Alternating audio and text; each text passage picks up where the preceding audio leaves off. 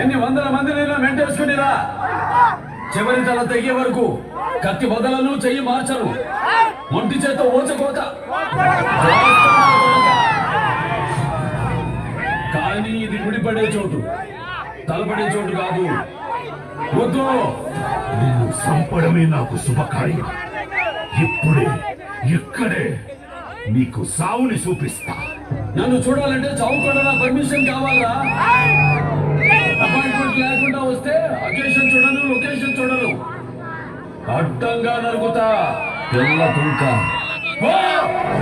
ఉందా? నా చెల్లెల్ని పెళ్లి చేసుకుని ఉత్తరకు పోయాం.